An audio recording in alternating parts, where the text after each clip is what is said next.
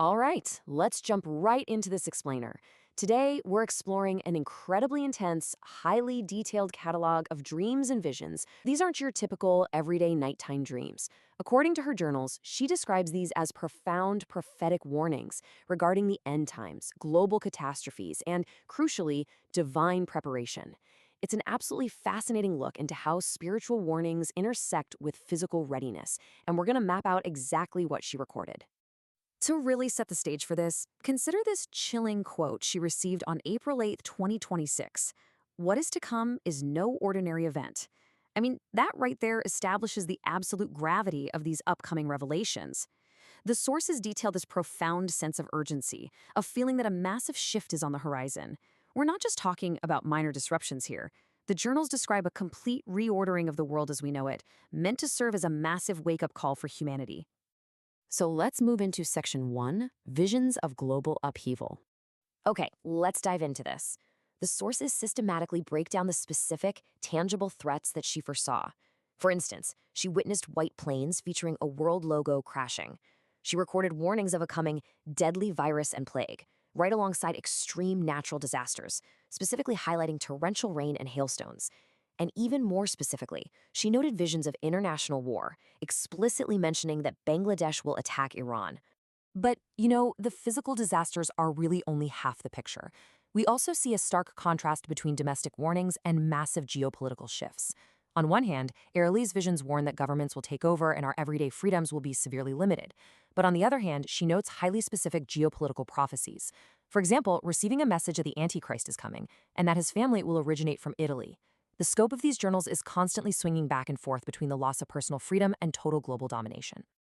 Interestingly, these spiritual visions are deeply grounded in very modern technological fears. She recorded a vision of 50 days of warfare accompanied by images of murky waters, which represented a weak existing system.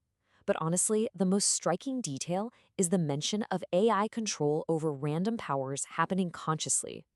It's this fascinating intersection of ancient apocalyptic imagery colliding with 21st century artificial intelligence vulnerabilities.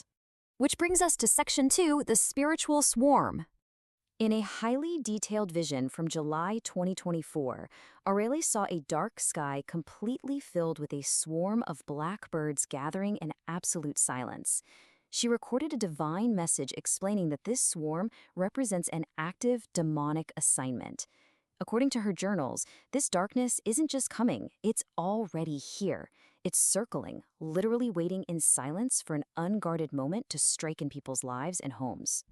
So, the crucial point we need to take away is that these spiritual attacks aren't random, not at all. The journals explicitly state that the enemy targets specific vulnerabilities: the weary, the distracted, the offended, the unrooted, and the unguarded. The text warns us that spiritual passivity, hidden bitterness, and careless connections act as open cracks for this darkness to just slip right through. The journals present this as a profound, urgent warning against complacency. Moving on to Section 3, Wisdom for the Famine. Or they experience some highly specific, everyday omens of scarcity. While simply standing in her kitchen or walking down the aisle at a grocery store, she would suddenly see visions of empty refrigerators, completely bare pantries, and empty store shelves. And a recurring internal voice warned her clearly that food will be scarce. You see, this wasn't just some grand, abstract vision. It was a deeply personal, daily reminder of what was to come. And here is exactly how she was instructed to prepare for it. First, continuous prayer and fasting to align with God's will. Second, a direct command to look at Joseph from the Bible, specifically learning from his physical, practical preparations for a severe famine.